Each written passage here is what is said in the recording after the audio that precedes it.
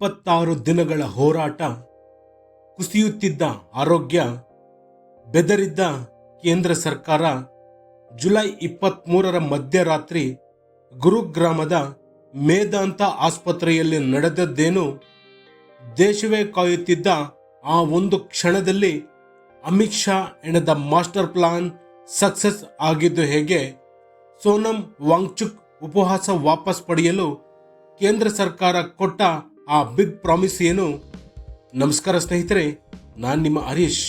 ಈ special report ಅಲ್ಲಿ ಮೇದಾಂತ ಆಸ್ಪತ್ರೆಯ ಆ ಮಧ್ಯರಾತ್ರಿಯ ಸೀಕ್ರೆಟ್ ಆಪರೇಷನ್ ಕಂಪ್ಲೀಟ್ ಡೀಟೇಲ್ಸ್ ನಿಮಗಾಗಿ. ಲಡಾಖ್ನ ಪರಿಸರ ಮತ್ತು ಸ್ಥಳೀಯರ ಹಕ್ಕುಗಳಿಗಾಗಿ ಹಾಗೂ ಶೈಕ್ಷಣಿಕ ಅಕ್ರಮಗಳ ವಿರುದ್ಧ ಹೋರಾಟಕ್ಕಿಳಿದಿದ್ದ ಖ್ಯಾತ ರೆಮನ್ ಮ್ಯಾಗ್ನೆಸ್ ಪ್ರಶಸ್ತಿ ವಿಜೇತ ಸೋನಂ ವಾಂಗ್ಚುಕ್ ಅವರ ಅಮರಣಾಂತ ಉಪವಾಸ ಸತ್ಯಾಗ್ರಹ ಬರೋಬ್ಬರಿ 26 ದಿನಗಳನ್ನು ಪೂರೈಸಿತ್ತು.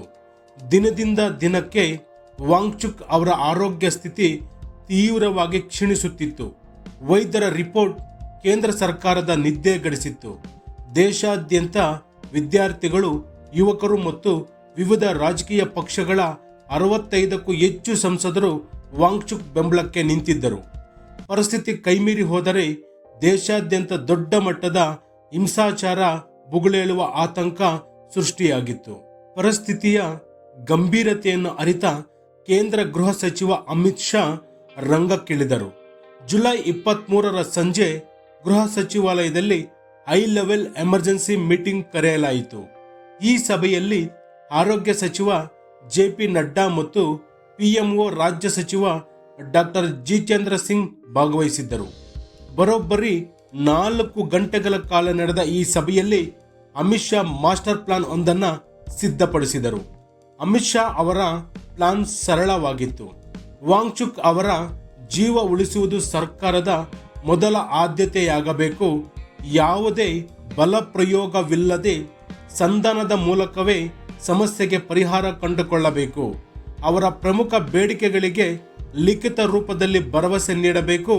ಸಭೆ ಮುಗಿಯುತ್ತಿದ್ದಂತೆ ಸಚಿವ ಜಿತೇಂದ್ರ ಸಿಂಗ್ ಅವರು ವಾಂಗ್ಚುಕ್ ಅವರ ಪತ್ನಿ ಗೀತಾಂಜಲಿ ಅವರಿಗೆ ನೇರವಾಗಿ ಫೋನ್ ಮಾಡಿ ಸರ್ಕಾರದ ಇಚ್ಛಾಶಕ್ತಿಯನ್ನ. ಸಮಯ ಮಧ್ಯರಾತ್ರಿ 11:30. ಗುರುಗ್ರಾಮದ ಮೇದಾಂತ ಆಸ್ಪತ್ರೆಯ ಸುತ್ತಲೂ ಬಿಗಿ ಪೊಲೀಸ್ ಭದ್ರತೆ. ಆಸ್ಪತ್ರೆಯ ಐಸಿಯು ವಾರ್ಡ್ಗೆ ಕೇಂದ್ರ ಸಚಿವರಾದ ಜೆ.ಪಿ. ನಡ್ಡಾ ಮತ್ತು ಡಾಕ್ಟರ್ ಜಿತೇಂದ್ರ ಸಿಂಗ್ ಭೇಟಿ ನೀಡುತ್ತಾರೆ. ವಾಂಗ್ಚುಕ್ ಅವರ ಕೈಗೆ ಅಮಿತ್ ಶಾ ಅವರ ನಿರ್ದೇಶನದಂತೆ ಸಿದ್ಧಪಡಿಸಿದ ಕೇಂದ್ರ ಸರ್ಕಾರದ ಅಧಿಕೃತ ಲಿಖಿತ ಭರವಸೆ ಪತ್ರವನ್ನ ನೀಡಲಾಗುತ್ತದೆ. ಸುದೀರ್ಘ ಮಾತುಕತೆಯ ನಂತರ ಸರ್ಕಾರದ ಲಿಖಿತ ಭರವಸೆಗೆ ಒಪ್ಪಿಗೆ ಸೂಚಿಸಿದ ಸೋನಂ ವಾಂಗ್ಚುಕ್ ತಮ್ಮ ಪತ್ನಿ ಗೀತಾಂಜಲಿ ಹಾಗೂ ಸಚಿವರ ಸಮ್ಮುಖದಲ್ಲಿ ನೀರು ಕುಡಿಯುವ ಮೂಲಕ ಬರೋಬ್ಬರಿ 26 ದಿನಗಳ ಕಾಲ ನಡೆಸಿದ ಆಮರಣಾಂತ ಉಪವಾಸ ಸತ್ಯಾಗ್ರಹವನ್ನ ಅಂತ್ಯಗೊಳಿಸಿದರು. ಈ ಕ್ಷಣ ಆಸ್ಪತ್ರೆಯಲ್ಲಿದ್ದ ಪ್ರತಿಯೊಬ್ಬರಿಗೂ ನಿಟ್ಟುಸಿರು ಬಿಡುವಂತೆ ಮಾಡಿತು. ಹಾಗಾದರೆ 26 ದಿನಗಳಿಂದ ಪಟ್ಟು ಬಿಡದ ಸೋನಂ ವಾಂಗ್ಚುಕ್ ಅವರು ಉಪವಾಸ ಹಿಂಪಡೆಯಲು ಕೇಂದ್ರ ಸರ್ಕಾರ ನೀಡಿದ ಆ ಪ್ರಮುಖ ಆಶ್ವಾಸನೆಗಳು ಯಾವುವು ಅಂತ ನೋಡೋದಾದರೆ, 1. ಪರೀಕ್ಷಾ ಅಕ್ರಮ ತಡೆಗೆ ಕಠಿಣ ಕಾಯ್ದೆ.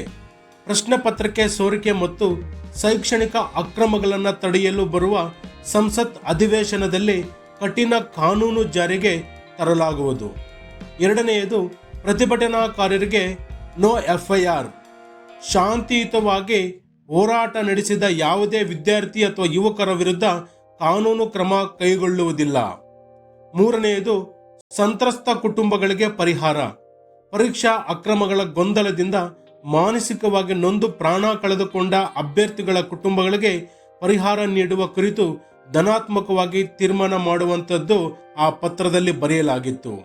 ವಾಂಗ್ಚುಕ್ ಅವರ ಹೇಳಿಕೆ. ಈ ಸಂಧಾನ ಯಶಸ್ವಿಯಾದ ತಕ್ಷಣ ವಾಂಗ್ಚುಕ್ ಅವರು ಮಾತನಾಡುತ್ತಾ, ದೇಶದಲ್ಲಿ ಯಾವುದೇ ರೀತಿಯ ಹಿಂಸಾಚಾರ ನಡೆಯಬಾರದು. ಸರ್ಕಾರದ ಜೊತೆಗಿನ ದೀರ್ಘ ಮಾತುಕತೆ ಮತ್ತು ಅವರ ನೀಡಿರುವ ಲಿಖಿತ ಭರವಸೆಯ ಮೇಲಷ್ಟೇ ನಾನು ಉಪವಾಸ ಅಂತ್ಯಗೊಳಿಸಿದ್ದೇನೆ ಅಂತೇಳಿ ಹೇಳಿಕೆಯನ್ನ ನೀಡುತ್ತಾರೆ. ಸೋನಂ ವಾಂಗ್ಚುಕ್ ಉಪವಾಸ ಅಂತ್ಯಗೊಳಿಸಿದ್ದಕ್ಕೆ ಪ್ರಧಾನಿ ನರೇಂದ್ರ ಮೋದಿ ಅವರು ಕೂಡ ಸಂತಸ ವ್ಯಕ್ತಪಡಿಸಿದ್ದು, ವಾಂಗ್ಚುಕ್ ಅವರು ಶೀಘ್ರ ಚೇತರಿಸಿಕೊಳ್ಳಲಿ ಎಂದು ಹಾರೈಸಿದ್ದಾರೆ. ಅತ್ತ ಅಮಿತ್ ಶಾ ಅವರ ಸಮಯೋಚಿತ ಸಂಮೋಹಕ ರಾಜತಾಂತ್ರಿಕತೆ ಮತ್ತು ಚಾಣಾಕ್ಷ ಗೇಮ್ ಪ್ಲಾನ್ ದೇಶದಲ್ಲಾಗಬಹುದಾಗಿದ್ದ ದೊಡ್ಡ ಮಟ್ಟದ ಪ್ರತಿಭಟನೆಯನ್ನ ಶಮನಗೊಳಿಸಿದೆ. ವಾಂಗ್ಚುಕ್ ಅವರ ಈ ಸತ್ಯಾಗ್ರಹ ಸರ್ಕಾರಕ್ಕೆ ಜನರ ಧ್ವನಿಯನ್ನು ಕೆಳಿಸುವಂತೆ ಮಾಡಿದೆ. ಸರ್ಕಾರ ಕೊಟ್ಟ ಮಾತು ಈಡೇರುತ್ತದೆ ಎಂಬುದನ್ನು ಕಾದು ನೋಡಬೇಕಿದೆ.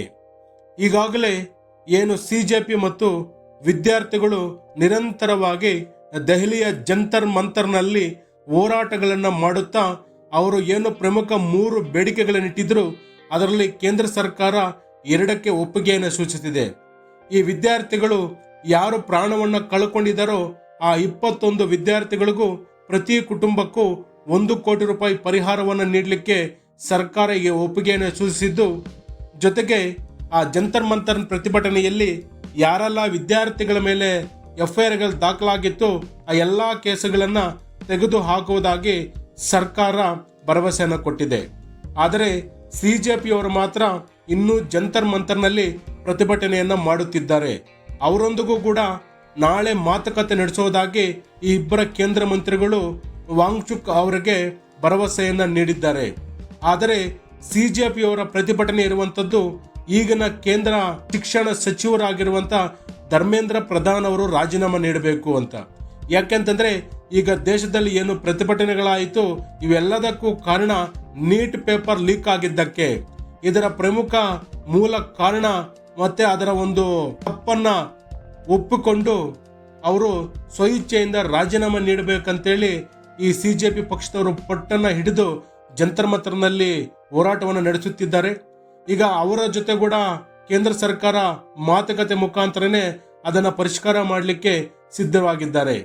ಯಾಕೆಂತಂದ್ರೆ ಇವತ್ತು ಮೊನ್ನೆ ವಿದ್ಯಾರ್ಥಿಗಳ ಮೇಲೆ ಏನು ದೆಹಲಿಯ ಪೊಲೀಸರು ಹಲ್ಲೆ ಮಾಡಿದ್ರು, ಅದರಿಂದ ಇಡೀ ದೇಶಾದ್ಯಂತ ಆವ ರಾಜ್ಯದಲ್ಲಿ, ರಾಜ್ಯ ಮಟ್ಟದಲ್ಲಿ, ಜಿಲ್ಲಾವಾರು ಪ್ರಾಂತಗಳಲ್ಲಿ, ತಾಲೂಕು ಹಂತದಲ್ಲಿ ವಿದ್ಯಾರ್ಥಿಗಳನ್ನ ಬೆಂಬಲಿಸುತ್ತಾ ಈ ಹೋರಾಟಗಳನ್ನ ಕೈಗೆತ್ತಿಕೊಂಡ್ರು. ಇಲ್ಲಿ ಯಾವುದೇ ಪಕ್ಷಕ್ಕೆ ಬೆಂಬಲವನ್ನು ಸೂಚಿಸಿ ಇವತ್ತು ದೇಶಾದ್ಯಂತ ಹೋರಾಟಗಳು ನಡೆಯುತ್ತಿಲ್ಲ. ಬದಲಿಗೆ ನೀಟ್ ಅಕ್ರಮವನ್ನು ತಡಿಬೇಕು, ಜೊತೆಗೆ ನೀಟನ್ನು ರದ್ದುಪಡಿಸಬೇಕು, ಹಾಗೆಯೇ ವಿದ್ಯಾರ್ಥಿಗಳಿಗೆ ಈ ಏನೀಗ ಪ್ರಾಣವನ್ನು ಕಳ್ಕೊಂಡಿದ್ದಾರೋ ಅವರಿಗೆ ನ್ಯಾಯ ಸಿಗಬೇಕಂತೇಳಿ ದೇಶಾದ್ಯಂತ ದೊಡ್ಡ ಮಟ್ಟದ ಪ್ರತಿಭಟನೆಗಳಾಗಿತ್ತು. ಜೊತೆಗೆ ಸೋನಂ ವಾಂಗ್ಚುಕ್ ಅವರ ಉಪ ಸತ್ಯಾಗ್ರಹದಿಂದ ಏನಾದರೂ ಅವರಿಗೆ ತೊಂದರೆಯಾದರೆ ದೇಶದಲ್ಲಿ ಆಗಬಹುದಾಗಿದ್ದಂಥ ಅಲ್ಲೋಲ ಕಲ್ಲೋಲಗಳನ್ನು ತಪ್ಪಿಸಲಿಕ್ಕೆ ಕೇಂದ್ರ ಸರ್ಕಾರ ಇವತ್ತು ಎಚ್ಚರಿಕೆಯ ನಡೆಯನ್ನ ಇಟ್ಟು ಅವರ ಉಪವಾಸ ಸತ್ಯಾಗ್ರಹವನ್ನ ಅಂತ್ಯಗೊಳಿಸುವಲ್ಲಿ ಯಶಸ್ವಿಯಾಗಿದೆ. ಇದರಿಂದ ಬಹುಶಃ ಈಗೇನು ಇಷ್ಟು ದಿನಗಳಿಂದ ಹೋರಾಟ ನಡ್ಕೊಂಡು ಬಂದಿತ್ತು ಒಂದು ಹಂತಕ್ಕೆ ಕಡಿಮೆಯಾಗಿದೆ ಅಂತ ಆದರೂ ಭಾವಿಸಬಹುದು. ಇದು ಇವತ್ತಿನ ವಿಡಿಯೋ ಸ್ನೇಹಿತರೆ. ಈ ಕೇಂದ್ರ ಸರ್ಕಾರ ಸೋನಂ ವಾಂಗ್ಚುಕ್ ಅವರಿಗೆ ಲಿಖಿತ ಮೂಲಕ ಕೊಟ್ಟಿರುವಂತ ಆ ಪತ್ರದ ಪ್ರಕಾರ ನಡ್ಕೊಳ್ಳುತ್ತಾ ಅನ್ನೋದನ್ನ ಕಮೆಂಟ್ ಮಾಡಿ ತಿಳಿಸಿ. ಇಷ್ಟೊತ್ತು ವಿಡಿಯೋ ನೋಡಿದ್ದಕ್ಕಾಗಿ ಧನ್ಯವಾದಗಳು.